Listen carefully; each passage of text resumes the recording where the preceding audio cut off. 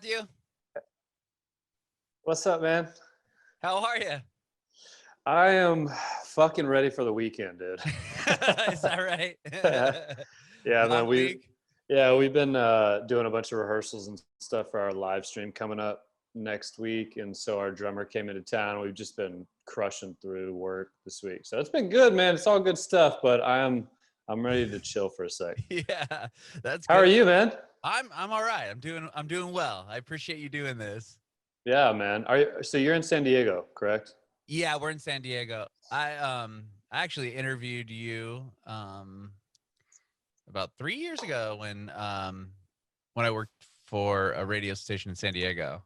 Yeah. Were you with refresh my memory? Was it 91X? 91X, yeah. Okay. Sick, man. Hey, David. Hey, what's up, man? How are you guys? Man, doing good. Staying busy, that's for sure. That's good. Yeah, Matthew was just telling me that you guys have been rehearsing for a live stream. Yeah, you can kind of see the remnants of the all the explosion of lighting. gear that's happening in the home studio, getting ready, you know. Very cool. Are you guys in the same spot, just different rooms, or no? Different places? I'm at my house today. Yeah. Oh, okay. You guys have just been rehearsing at yours, David? Exactly, yeah. Very cool.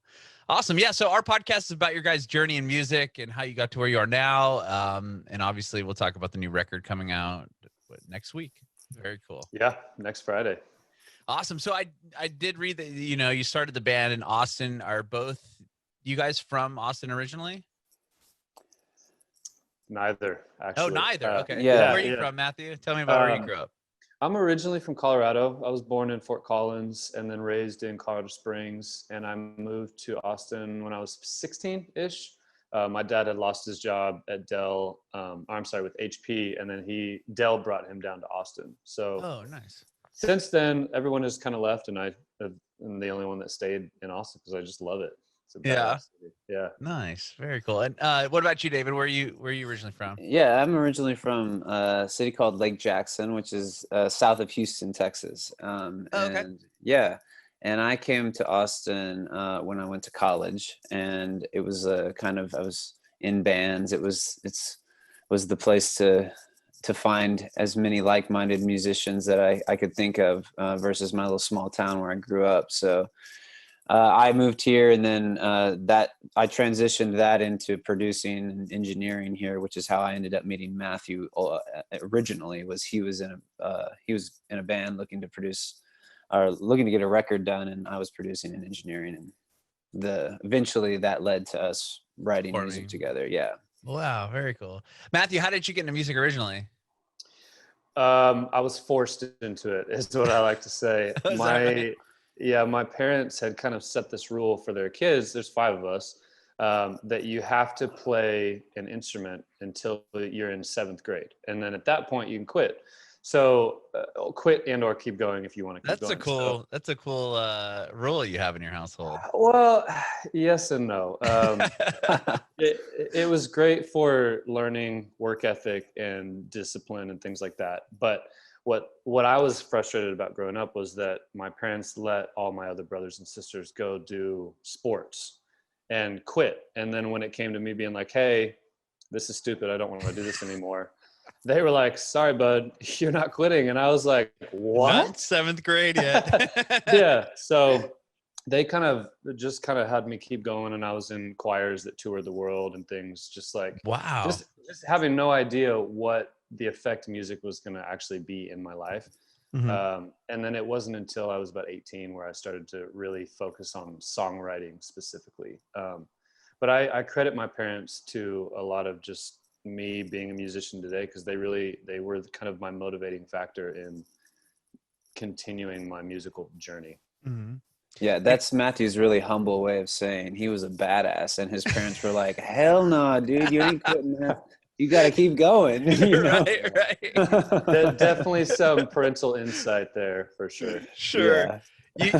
You said you were in a national or a touring choir group? Is that what you said, Matthew? Yeah, it's a group called the Colorado Springs Children's Choir. Mm-hmm. And it was, dude, we did 150 performances a year, which, dude, as a kid, that is a lot, dude. Like we were touring. Oh, yeah. almost every weekend. We were doing these big like nutcracker performances around the holidays, just like all kinds of stuff. But we got to tour to Australia, Japan, New Zealand. And it was kind of like my first awakening into what touring was like. Sure. And to be honest, I've kind of forgotten about some of those memories, but like as an 8th grader, I was performing in the Sydney Music Hall, or whatever it's called, opera house. Whatever it is. Wow. Yeah. So it's just like really, really crazy opportunities that I took for granted for sure while I was doing them. But my parents, man, just kind of kept getting me to keep doing it. I can imagine those tours are quite a bit different than the first Missio tour you guys did. Yeah. There was like 50 of us all traveling together. Oh my goodness. Yeah. Wow. All in red sweaters. So red Couldn't sweaters. miss you guys. Yeah, penny loafers, dude. That's amazing. What about you, David?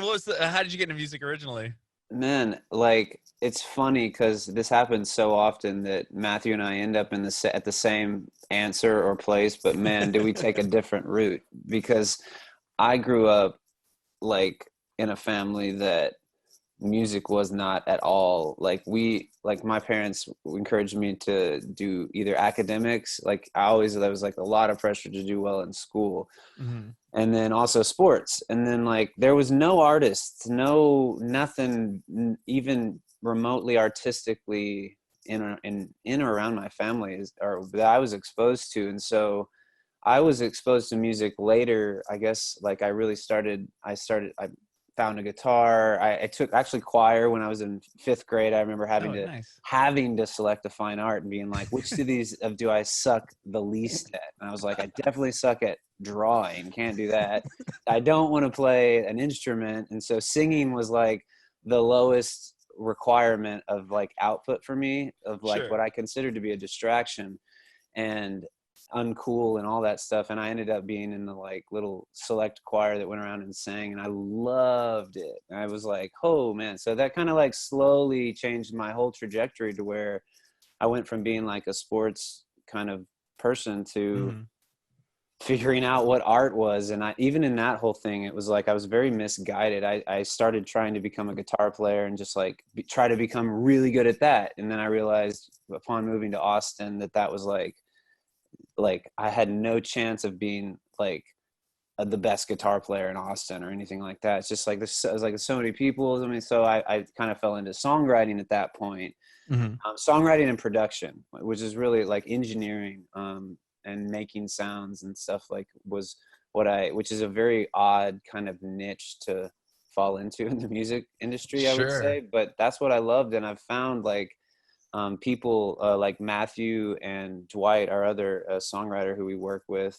Dwight kind of is outside of Missio, been like a kind of a mentor for me. He's a producer engineer further along in his career. So I found these people, man, and they just like, I was like, whoa, these are the right people. They're doing it the right way. I want to do it with them. And I'm just stuck with my people. And that's worked for me, you know? What, were you in bands prior to moving to Austin?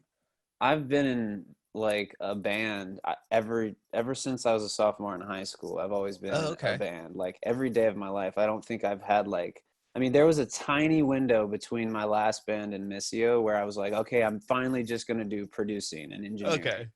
And then I think one, like the second or third project I did was Matthew, who was solo Missio at that time. It was his first created thing. We started working together. So my period of time not being in a band has been like 2 months, I would say. Yeah.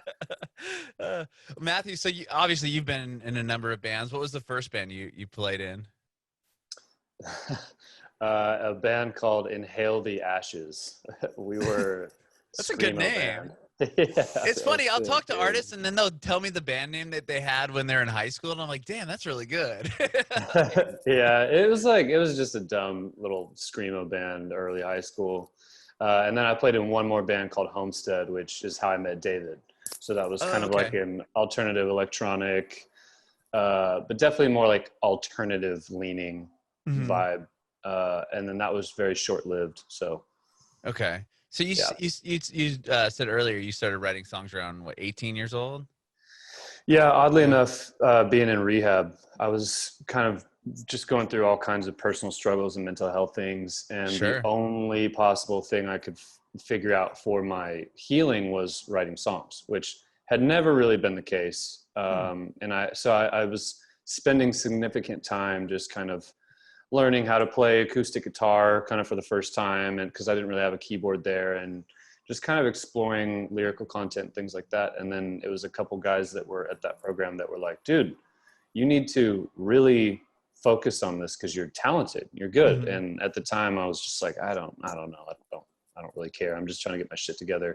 Mm-hmm.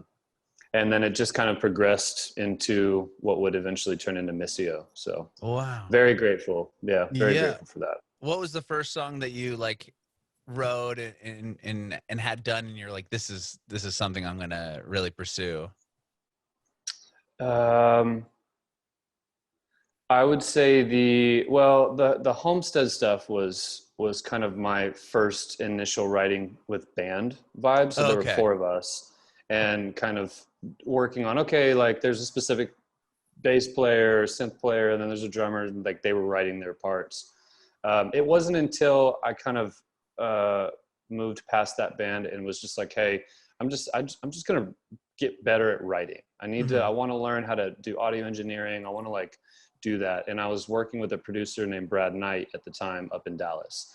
And I was watching him, and he was doing everything himself. He was writing the melodies, he was audio engineering, he was mastering, playing drums. And I was like, I want to do that shit. Like sit in my house and do a full song start to finish and make it sound awesome. And so I started learning and teaching myself, okay, what is Logic? Okay, what is like basic EQ? And I'm still not great at that stuff, but there was a period of time where I was writing all these songs, which would eventually be the first songs for Missio. And it was some of those early songs where I was like, you know, I really want to like give this a try and see what would happen. And so the first song is probably I Run to You, which was an early Missio song. But that, after writing that one, I was very excited to see what would happen in the future. Yeah. And from there, were you going to record the songs solo, and that's how you met David? Like, how did you guys link up? Man, well, he mentioned we had worked together on his previous band, Homestead. Yeah, sure. And so fast forward, both of us had the bands that we were in separately at that time, that band and my current, they both had kind of gone away. And I was working under Dwight at a studio in Austin. And so it just, when he kind of had this whole bunch of songs that he had been writing, he was looking to kind of actually record them. And so that's when I entered in the conversation. We did that first EP. It turned out dope. We really vibed again. But the real crazy part of the story is that just like at that time, my wife and I were also looking for a roommate while he happened to be in the studio with me. So we were just talking about life, and it came up. He's like, oh, I'm also looking to move. And then it just so happened that he moved in, kind of separate and apart. Again, it wasn't like a duo or anything at this point. But then when I Run to You started to kind of gain traction online, there a couple things happened at the same time. There were like show offers coming in, and like, so like I was there. I started helping him get things ready to play live, which led to writing together, which led to, it just kind of grew into, okay, well, this is like, yeah, just join the band.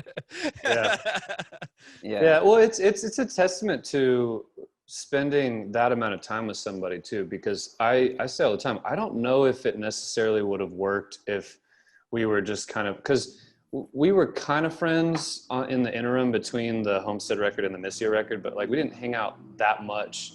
So I think it was actually being able to get to know David and his wife, and also the ability to be like, hey, it's 11 p.m. What are you doing? Oh, nothing. Let's go work on something. And so I think it was just the constant attention on, hey, like while we're here, we may as well. And then that was just like a daily pattern. Sure. Okay. And then you guys put out, that started, Missio's going, you recorded the Skeleton EP? Was that the first thing you guys put out? Well, it's an interesting, Skeletons came a little later, but we had done, was it 2 or 3 EPs? Oh, wow. We had 2 EPs. We had that first EP with I Run to You. That was the self-titled. then we had the second EP, which had The City on it, and Hey, You Remember My Name and all that stuff. And then Loner came after that, which was like the first big official record. Yeah, that's when you guys signed to RCA. Right. Yes. Yeah. Okay. So but still, that process was quick. I mean, even from just the 2 EPs, I would say that was in 2015, and then we signed our RCA deal 2016. Oh, so it was like pretty pretty quick. Yeah. So tell me about that. How did you attract the attention of RCA, and how did the ball get rolling that quickly? Man, we gotta give credit to Regan at Alt Nation. He really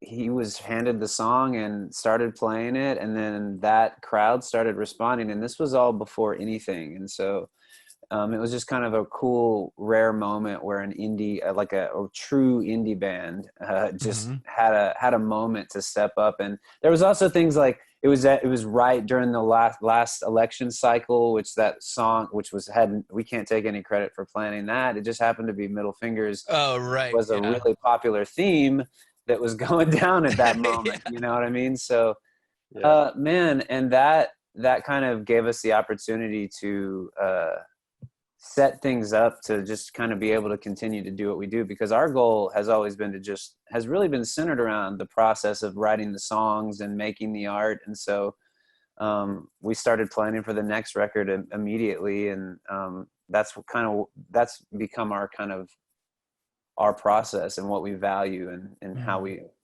want to be as artists. You know what I mean? Mm-hmm. Well, and to give credit to our producer and co-writer Dwight, he's really a music guru for us, and he was the one who really initiated a lot of the early conversations with our management, with label and things like that. So he really he's helped us from the very beginning, which has been amazing. I feel like I owe him like so many thank yous, but he definitely has a big part to play in our start. He helped kind of get the record in front of Alt Nation or whoever, like, because somebody had to hand him the album to be like, you know what, this is a cool song, to play it. Yeah, definitely. Wow, that's cool. I didn't know that Alt Nation would do that, so to speak. I mean, I've did radio for 15 years, and it's just not a thing usually, especially for a company. I mean, something that's like on serious radio, to just be like, you know, I'm going to play this random indie artist. Dude, I will never crazy. forget the day that Regan decided to push it. My email was like bling ding ding ding ding ding ding, and I was like, what the fuck is going on? And it was like all these managers and all these labels, and it was just like, what the fuck is going on? So we were trying to figure it out, and then they were like, hey, we heard your song on Alt Nation, and it was, again, I hate it because that whole time moved so quickly that I didn't really sit in the moment and just appreciate all that was happening. Mm-hmm. But looking back at that time, it was so fun, because my whole life and David's whole life, you know, you dream about, you know, could I be a musician? Could I be a rock star? Could I sign a deal? And then all that shit starts happening, and you're like, whoa, like I didn't realize this could actually happen for me. Right. So I always really try to tell young artists, it seems so impossible and unreachable, but it's reachable. Like it really is. Mm-hmm. So yeah, it's such a cool fucking time. That's so cool. Yeah. Like I would have never known that you guys are just independent. I figured like you had a record and a deal, and it just kind of fell in place as it does for most artists and that get on the radio, so to speak. But yeah, I mean, you guys have had a hand. I mean, I have XM in my car, and that's what we listen to. So like constantly, I mean, you had more. Middle Fingers was just the starting point, right? They really pioneered some of your records. Yeah, we've had 4 number ones on Alt Nation. Wow. Which is, it's a testament to them, and it's a testament to our fans as well, who, I mean, when I open up our Twitter, it's like all of our fans are just voting on the Alt 18 all day long for our songs. So the loyalty that we've been able to see from both Alt Nation and in the Mafia are just, it's amazing, man. That's so rad. Amazing. So rad. Yeah. How did you get into radio? I got into radio because I was just into music, and a friend of mine, her dad was on the radio, and I took a class I was into communications at college, and I took a class where I had to interview somebody from the media, and I ended up interviewing him. And when I was interviewing him, the marketing promotion guy happened to be at the building. It was like a Sunday, and the guy said, "Oh, are we looking for interns?" And he's like, "Yeah, sure." And then I, got an internship and fell in love with it. I mean, I get to talk to, people like you guys and artists, and like, that's just like, I'm not a musician. I mean, I can play guitar poorly, but I'm not a musician myself, but I love to be, surround myself with that. So that was kind of my way into the industry, was that route. I can chat with the people instead of perform the songs and write them. Hell yeah. But yeah. So like, And go are you ahead. still with 91X, or I'm not. Okay. And due to COVID-19, there's been quite a bit of changes in the radio industry. I'm sure you've probably seen, especially being associated with a lot of those. I'm sure, like, San Francisco and LA and a lot of these stations. Yeah, it's been a thing, but I've got this going. We love this. My wife and I started this podcast about a little over a year ago. And now we're, it's syndicated through American Songwriter magazine and a lot of stuff like that. So it's been good. Dude, good for you guys, man. That's amazing. Yeah. And I was telling my wife earlier, like, when we saw you, when you guys did that X session, when I first interviewed you, I saw you guys played our summer show. You played the X Fest, I think, in the big field outside of the stadium.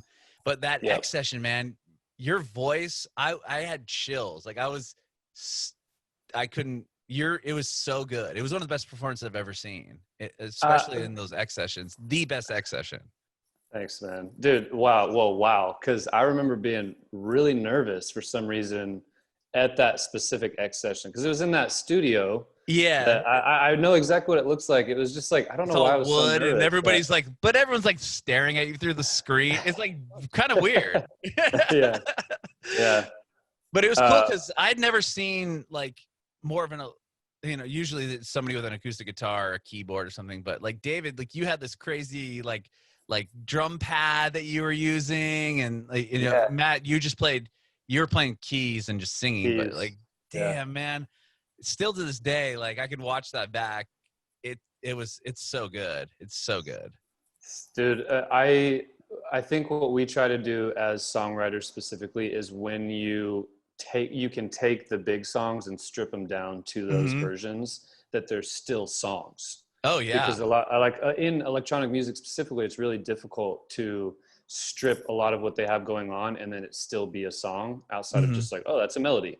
So our goal is to kind of like think ahead and go, okay, when we play these songs stripped, will this be just a good song? And so I love that you bring that up, because we really tried to make that a reality. So thank you. Yeah. I mean, Bottom of the Deep Blue Sea, like, we were playing it and I'm like, this is a rad song. And then I heard you guys do it, that stripped down version, and it was just like night and day. I was like, what? Like, this is a phenomenal song. Like, it just took it to the next level. Yeah, man. That was a really cool experience. Like I said, still, I think you guys were one of the best ones I've ever seen in that room. Just the vibe was just so cool. Thanks, bro. But yeah. So that was on the Loner record when we chatted that time. So obviously you signed RCA.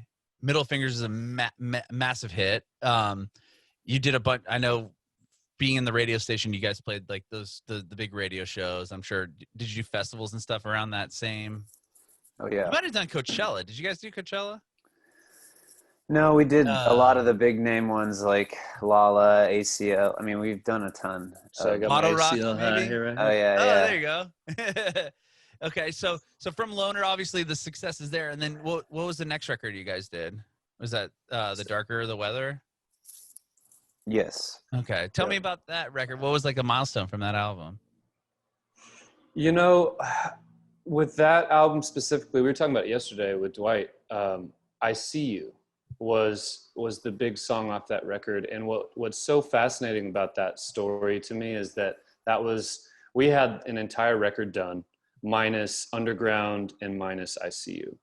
And then for whatever reason, we decided to go back into the studio for like a week, and we ended up writing those 2 songs last minute. We were like, holy shit, these 2 songs need to be on this album. And what's been amazing about I See You in particular is, for one, I think it's one of the best songs that I'll ever be a part of writing in my career, just because I think it's that good. But 2, how it has impacted people around the world, our fans at festivals we play or shows, and having them come to us. Like, we have people in Chicago who started an entire foundation around I See You, and they've marched for cancer and all kinds of stuff with the radio station there. And like, all things that we had nothing to do with outside of writing a song and then just letting it speak to people. And it's blown my mind. Like, we still get messages almost daily from people being like, hey, I heard I See You and it changed my life this way. And it helped me from not committing suicide, and just like, I mean, crazy impactful stuff. So wow, that will forever be my highlight from that record. No doubt. that's amazing. And then you just decided to go back in the studio. There was no, you figured the record was done and you're like, let's just go see what we can come up with. David will have to correct me on that, because I can't remember why we went back into the studio. Why? Yeah, we have a habit of doing that. We did it on, we did it on Loner too. Remember, we wrote, I think Everybody Gets High and Kamikaze at the last second, and added those on too. But yeah, like, I just like come at it from a slightly different perspective, like a little more like industry perspective. The first record, Loner, like, was written as away from the industry as you could possibly get. Like, we were just 2 dudes, and like, we were working with Dwight, who was a buddy of ours, who like, we were just having fun and doing what we thought sounded good. And then the second record was all of a sudden, and also we just handed that record to RCA, right? So the second record, we had to deal with following up that record and trying to like, and all of a sudden you have a label that you don't just hand a record to. So a lot of our whole strategy has been about like protecting ourselves from those situations and like writing ahead, always writing ahead, and always like, because we care so much about not having outside influence coming into the process, just because that would ruin it for both of us, I think. So we always like to have the record done. And but there was just a lot of bullshit that happened as we were like learning what it was like to be on a major label, and like the differences between getting things done, between like Matthew and I walking down the hall, because we live together, being like, let's do this, and let's just put this out. And like, so we were just learning, man. We learned so much. We learned about how careful we have to be about doing songwriting sessions with people. Just like, because if you're not careful, you can just go, I mean, people will book you songwriting sessions or whatever, and then you could just do that if you wanted and turn that into like, so you have to be very strategic with what do we want to do, and why are we even songwriters? Are we just trying to get as many hits? Do we want to try to like make as much money, or do we want to try to make the biggest impact on people? And Matthew and I like both like would like to focus in and try to do something significant like that. So that whole year and a half, like a bunch of like tiny little things where you're just like kind of learning what you like and what you don't like. And what we learned we liked is doing things our way, with our people in Austin, Yeah, what he's referring to is like, sometimes literally artists will get in these situations where you go into these writing circles with 6 people and you write a badass song, you deliver it back to your label, and the label goes, sick, but let's do one more session. And then you keep doing, let's do one more. And then you get into this pattern of, hey, we've delivered you like 8 smash hits, but you keep just wanting another one. And so if you're not careful, you could be with a label for 3 years and not drop a single song, because they just they're like, denying it. Or just like, yeah, this is amazing, but let's see, like, if this is what you just did, you can do this, and then really maximize. And it's just a dangerous game to get in, because as artists, like for instance, this year dropping this new record next week, we were kind of Yeah. put in a similar situation where we were asked to delay our record. And as Oh. artists, we had to say, hey, we wrote this record in a very particular time at a very specific moment, and we believe that people need to hear it now. Mhm. If we wait, the times change. You don't know if people are going to relate to it. Like, people need to hear it now. And if we're songwriters, we can go back to the drawing board and write more songs always. So Sure. it's just there's some crazy ass political games you have to get into that we just don't want to do. Yeah. You weren't used to the red tape that you have to deal No. with as far as No. Yeah, because like you said, with that first record, you had all the time in the world to put it together and put it out, and then now you're kind of under the gun where they're like, "Now we need another album from you." Yeah. Oh man. So with that second record that you guys did with RCA, were the tours getting bigger? Like what was? Well, the biggest goal from a touring perspective, that meant, because like looking back, like, because the negative side of Middle Fingers kind of taking off and doing that thing so fast, was that like we had no idea what we were doing, and we were trying. We went on tour, and like we rotated drummers at that period of time for like trying to get. So I mean, we were just constantly like trying to keep up, and so we weren't able to get over to Europe on that first record, and that like had all since the beginning. Europe and the overseas listening and streams and blogs, those were always our primary markets. And then once the radio happened in the US, then that shifted things, but we never were able to go over there. So on Darker the Weather, that was like our goal, and we ended up going over there 3 times. Wow. And like Russia, for example, is now you know, like some of our biggest markets are in Russia and Eastern Europe, and like crazy things like that I never would have dreamed would happen. You know? Tell me about that. I mean, going across the world, so to speak, and then playing shows and having people know the songs, that must be a pretty unreal feeling. It's we have this picture. I'll have to look it up, but it's this little tiny Russian girl in this giant crowd with the Missio logo on stage, and she has this flag she's holding behind her back, and it says something like "We love Missio," or "Missio's family," or whatever.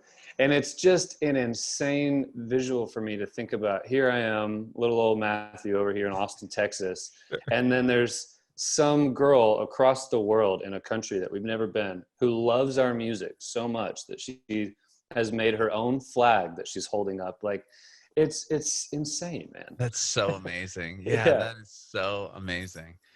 Well, let's talk about the new album. So you have a new album coming out, Can You Feel the Sun?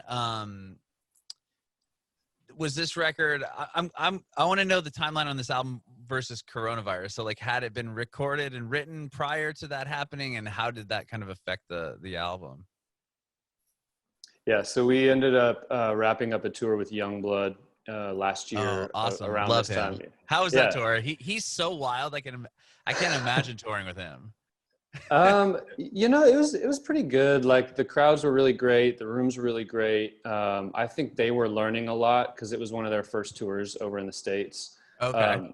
So they were always working on something, trying to get it ready, because they had these massive shows over in Europe planned after that tour. So it was kind of like, you could tell they were kind of like working on shit, but it was fun, man. The crowds were amazing. We made a lot of fans. That's cool. Youngblood is wild, but like hilarious. Yeah, I was about to say, it's pretty funny contrast between their crazy wild crew and our, like, everyone in our crew is like doing yoga and meditating. Yeah, I was gonna say, your sound is a lot smoking weed all the time, just like chill. That's funny. But yeah, so we ended up getting off the road and then immediately jumping into the studio in November. And we had an allotted time scheduled, not really knowing. We knew that we wanted to write a record. We just didn't know if that would actually happen or not. So November 2019 or 2018? 2019. Okay. Yeah, so last November. Gotcha. And then we ended up just cranking through, and it was like day by day, we were just kind of on like in a weird, like, spiritual way, locking in on the same melodies or the same lyrical ideas, and just like crushing through these songs way faster than we're used to. And it's now interesting looking back, seeing how the world has developed with COVID and the rioting and the elections and the crazy shit, how much that record is speaking into the current times. So it's like this weird, again, I keep saying like supernatural or something, because that just hardly ever happens. Yeah, but also leading doesn't. in, if you're like, I'm kind of remembering right now in this moment, just like, because we were trying to make sense of why we were in the studio again so soon, because we hadn't released our record that long ago. I remember talking about it, and like I remember saying, yeah, but look at everything that's happened between now and then since the last time we wrote. And the reality is that we had like, so like we travel the world a lot, which was a lot of experiences in and of itself from touring and stuff, but also just like had huge like religious, like spiritual belief shifts in our life from like a lot of outside influences coming together, huge like, you know, situations, emotional situations with like fathers and family, and like just like some heavy stuff that each of us individually, but like very related, were working through. That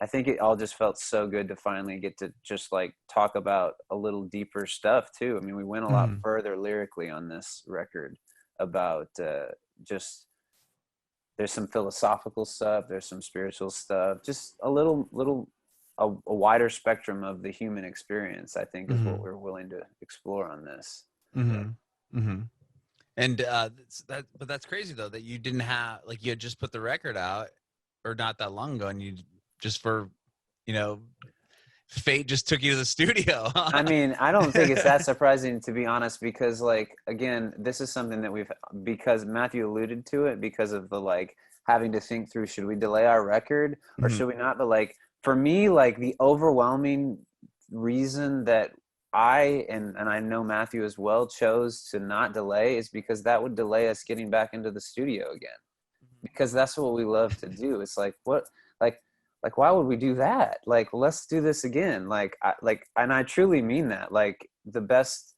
like there's lots of different like highs that you get from the musical experience, and like I'm not taking anything away from being on stage, playing a song, whatever. But when you can crack the code of a song in the studio and you're hearing it back, even in its crappy demo version, like that's the best feeling that we can just like float on for days, you know? From somebody who loves drugs, all drugs, there's not a better high than literally being in the studio writing a new song and then listening back after it's done and being like, holy shit, I can't believe I like played a part in writing that. It's insane.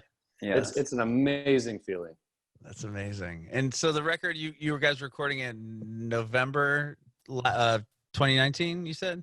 Did you finish it like pretty quickly, and then like COVID hit and you guys were kind of stuck? Like, was there a plan to release it earlier and tour it like this year? We finished it because well, we knew we had a window in that period of time, because we knew we were going to be hitting the road for Europe in March. Okay. So we finished it, and then once we finished it, we kind of had done that before, I guess, in secret, right? It's just in like by ourselves, so no one on our team even knew we had it. So from that point, there was oh, we got to figure out what we're going to do with this, but we're going to go on tour in Europe meanwhile. So we were literally like crossing from Germany into the Czech Republic when the lockdown started happening. Oh my gosh. In Europe. Yeah, we got pulled off the bus at like 4 a.m. with guys in full hazmat suits with temperature guns like pointed at your head, and it's like, oh my god, hope you don't have a temperature because you're not going to continue. It was like scary stuff, man. Oh my gosh. So you guys were across the world when this was all locking down. Yeah, we flew home the last day that the borders were open. We had to cancel what would have been just like one of our biggest shows in Russia. We didn't. So it's just it was heartbreaking, but you know, obviously, you know, that situation affected everybody in such a unique way. But it was heartbreaking to not get to play those shows, because a lot of people were looking forward to it, including us, you know. Well, and not to mention the I didn't expect this part, but the pressure of, you know, we're over there and we have an entire team that we're paying, And so you now have to go tell all of your team, hey, I know that you're supposed to get paid for an additional 2 weeks or whatever it was supposed to be, but sorry guys, it's like it's a lot of pressure as a business owner or whatever to have to go tell people, shit guys, we can't pay you. And then you have the bus driver coming in and being like, I'm not gonna be able to work for the rest of the year. I'm like, no dude. Yeah, like, right, I know. So yeah, it was just like, it was such a surreal feeling of being like, hey, our guys have their families they need to get back to, or do we try to make the move and try to keep doing it? And it was just like, it would be stupid if we went ahead and tried to keep doing it. So Yeah. I just didn't expect that mental side of it as much. Were you seeing the shows, like, were you guys on tour? Like, had you played shows prior to it getting shut down, or were you? Yeah, we had made it first through the one? main, the whole UK. We were at Germany, all the way through the main, I guess the eastern part of Europe, and just entering into the western side. Yeah, and Were you about halfway. noticing stuff kind of getting weird? Like, Oh yeah, we were. Was it? I believe it was Prague. We were in, and the show got canceled, but we were in the city. We were like the countries were closing down the days we arrived to play the show. So it'd be like, oh, but the next show's open, we can get there, and then we arrive, and then they shut that down. So like, close. yeah, but Prague I'll never forget the experience though, because like we got there and the country was starting to close down, or they were closing down, and so promoters took us around the city and like some of the most famous landmarks, you know, bridges and things that are usually just like packed, was like we were the only people on the bridge, you know. It was like that's wild. Pretty apocalyptic type experiences, you know. Yeah, sure. To be in Warsaw, Poland, and which is already kind of like a darker feeling city, but then all of the people are pretty much off the streets. It was just like it was an awakening of, or a realization of, holy shit, I'm very far away from my home right now. Mm-hmm. I was about to say that, like, not only is this like pandemic happening, which no one's experienced this before, and now you're across the whole world, like now you're like, not only am I trying to deal with this, I got to get home somehow. And I knew a lot of artists were freaking out because Trump came out and said, you know, we're closing the border to the States. And I know people were worried about even just trying to get back, and how much of a nightmare that would have been if you're stuck. I mean, our gear didn't come back for I think 3 months, dude. Our gear was in Europe because those shipments got shut down completely. So we made it, but our gear was over there for a long time, man. Oh my god, crazy! That's nuts. But it's back now, and you guys are gonna. Yeah, that's good. And you're doing a live stream, which is awesome. Yeah, okay, man. So let's hear. I want to go back to the new record real quick. So with this album, was there anything different in the process aside from you guys kind of not telling anyone, as far as like the label goes, when you wrote this versus the record prior? Man. Yeah, I think so. I think that I feel like, and I think we always feel like we have something to prove. I think that's probably, we have chips on our shoulders, whatever cliche you want to use. But like, I feel like we were trying to prove ourselves the first 2 records. And I don't think we cared as much anymore, in that I think we were very confident that if we just did what we wanted to do and what we loved, and if we loved the music, I think specifically from playing all the shows and seeing like the stuff that people respond to, they're responding to, okay, they're going to like it if we do what we want to do. And so I think that small little shift had a huge like confidence impact. And I just enjoyed it a lot because I think there were less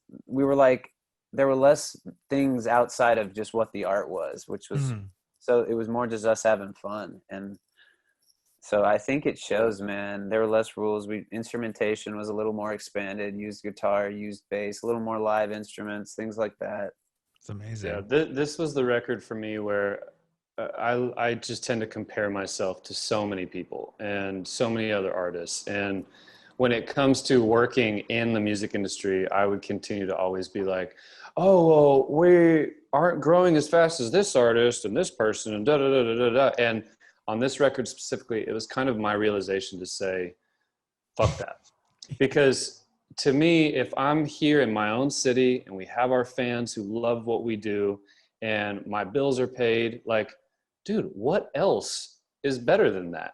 So if I'm not the biggest band in the world, okay, do I want to be the biggest band in the world? Fuck yeah, always. But at the same time, I also can't just spend my entirety of my career comparing and going, well, why are they growing faster and stuff? Because we have our badass fans who are supporting us every single day. So the ability to be able to go into the studio with that mindset and go, dude, I'm just going to write music because I love music. I know our fans who are here are going to dig it. That is the win for now moving forward. So I know that there will be people who may not get it or like our older stuff better, whatever. That's fine. We're still going to keep doing what we do, but that was a huge awakening for my personal mindset. Yeah. That's and amazing. I think I just want to stamp that, man, because I think that artists and songwriters need to hear that they can do it without giving everything away to everybody. You know, like if you can connect with, even if it's a small amount of fans, and you can maintain that, like there's a way to work the music business out. And this has been a hard process for us, but you just have to continue to do it the right way and really connect with fans. And that's what we're trying to do, is just like build a business model that allows us to create art that isn't so dependent on so many other dumb opinions that don't matter. What matters is the people that listen to the music, you know? So yeah, man, the more that artists can be empowered to own their businesses and do it, own all the creative decisions, that's the way the music industry is going to heal, because that's going to get the artists the ability to actually say important things, you know? I know, it's especially now, it's going to be a difficult feat with not being able to get out and play or I know. It's a scary time, you know? Man, just like rehearsing for the live stream, man, I haven't been too outspoken in any way, shape, or form about how much I miss playing live, because we're very exhausted when this all hit. And so now I've kind of recharged a little bit, but getting and rehearsing and playing again has made it's like, oh man, now I really miss it. Like, sure. You know, it's really reminded me. So for this live stream, are you guys just going to play the new record, or doing a set? Like what is the plan? Yeah, so this will be the first time that we are playing our full record back to back, and then also talking about just like different meanings behind the songs, and we'll answer fan questions and things like that. But very cool. Kind of like a you'll play the songs and talk about them a little bit. Yeah. We just want people to less about the showiness of it and like, hey, come check us out perform, but like really have open conversations. That's what this record we're trying to do, is to get people to think critically, which, you know, there are some people who are doing that, but I think as a whole, we just kind of follow these same basic ideologies or these same things that we've all grown up with. And we just go, okay, well, that's just what it is.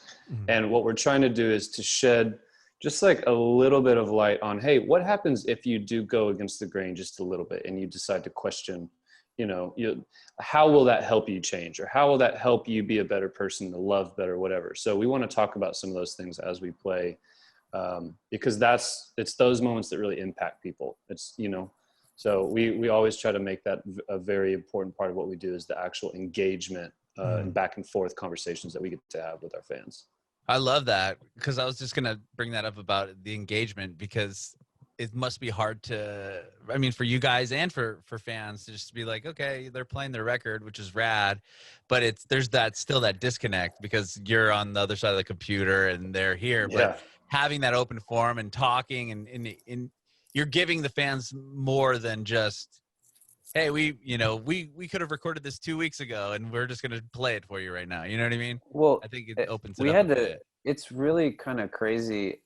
You could not think about it, or you can way overthink about it. But and I tend to way overthink about everything, but like we take like the live experience, for example, like so seriously, and we think about every aspect that we can in terms of how can we give the best experience to listen to these songs. And then when you're talking about live stream, you have to kind of like start all the way over, because you don't have big, like, bright flashy production or giant PA systems, or you know, like, just the environment that the with people around that makes you want to feel the energy. So I think what I believe that the function is like invites people into a deeper level of the song, shows them maybe a part of the song that maybe wasn't as visible to them when they originally heard the song, listening in their car on the way. You know what I'm saying? Sometimes if you're in that, if you have the right perspective from the start, that can change everything. So that's what my hope is that those experiences can still be as rich, just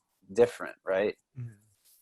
Yeah, I mean, I really love the fact that you guys are doing it that way, where it's, instead of just, like I said, you guys could just record the whole set in your house and then the day of the record coming out or whatever, just have it go live or whatever. Like, the fact that you're, you know, really putting the effort into it and getting that specific on songs. Like, this is why this song is important to us because of X, Y, or Z, or people can ask questions about it and you can respond to them right there. I mean, I'm just a huge, Definitely. I try to promote not just listening to us or any specific music, but just the process of listening to music in our culture today. Like, I feel like, I know it sounds silly, but people aren't really taught how to listen to music. Like, we listen to it in the car while we're making dinner, while we're cleaning the house. But it's like, every once in a while, it's also okay to turn all the lights off, put on your headphones, and sit absolutely still and see what every sound, see what the lyrics, see where it takes you, see what you can learn, see what experience you can have that way, which is, I mean, that's something that obviously Matthew and I love to do, but I think music can all of a sudden expand its impact on our lives when we can let it, you know, serve different purposes like that. You know? Yeah, I completely agree, especially in the current world of like music singles. It's just like single. There's something to be said about putting a record, like, you know, putting the whole album on and sitting and listening to it all the way through as the artist kind of intended it. Like, there's a reason why you guys picked this song to be the first one on the record, for, you know, and so on and so forth. Definitely. It's definitely a different way of ingesting the art. I like Which, that. side note, badass white turntable back there, man. Thank you. Yeah. I've gotten so many great comments on this thing, and I always say it's like, I got it at like a thrift, like a TJ Maxx type store after Christmas. It was like on a super sale. It was like less than $50. Clean as hell, dude. It just looks clean. It plays. It sounds decent. Yeah. Love it. But yeah, Man, I've become a pretty strong believer in the process of vinyl. My wife and I will put a vinyl on as we're making dinner, and even flipping it over, man, it's just a good process. It's speaking to what we're talking about, you know, like, you want to pick a vinyl that you don't have to be skipping around on. You want to listen all the way through. It's like it's a different thing that you get from the playlist kind of culture we live in. Sure. Yeah, because you're getting the whole piece of art. Like, when your record comes out, you get to hear. There's obviously a reason why you, like I said, you picked this song to be the first one on the album and this one to be the last. So yeah, and that's part of why we wanted to do the live stream like this, because we like, there's some magic to us in the order that the songs are, and so, like, this is the first time we've ever played a full record ever, period, ever. Oh, really? So, like, it's always been a live show where you play the whatever the best version of everything you got is. And so I think we really wanted to really focus in and make this record, and even just for us, really just like get into this record, play it start to finish, and go for it, you know? Yep. I love it. I can't wait to check out the live stream and hear the record in full. Thank you guys so much for doing this. I really, really appreciate it. Dude, this was a great interview, man. It's oddly really rare to get like a solid interview. So thank you, man. Oh, thank you guys. I really appreciate that. It really means a lot. I do have one more question. I know you guys have been dishing out amazing advice throughout this entire conversation, but I wonder if I can get one piece of advice for aspiring artists from you. Maybe sum up, like I said, they could listen to this whole thing and get a million great things. But the last question is always that. I have to say it time and time again, but trust your damn instincts, man. Like, so many times actually every decision we have to make when it comes from people on our team, you will either get an immediate, I agree with you, or an immediate, that's a terrible idea feeling inside of you. And a lot of the times early on, especially when you're being enticed by major label, major publisher, major money, all this stuff, you ignore that and it gets you into trouble. So I always, always, always tell young artists, trust your damn instinct. And when it's telling you not a good idea, come up with an alternate solution, but trust your gut, man. I love Always. Yeah. And I would 100% agree with that. And also just work ethic, you know, like I believe that if you're like honest and you're humble, passionate, and have a good work ethic, you will find a way, as long as you're willing to play a role, like you know, like figure out what you're good at and then play to your strength. Don't necessarily, like, unless you're just the all-in-one most talented person, like find people to do it with and then learn from them. Everything I know is from even my high school bands. I was learning from people that are better than you, like playing with other musicians that are better than you. Put yourself out in every opportunity and work hard, you know, and good things will happen eventually and you'll get better at it, you know, just keep trying.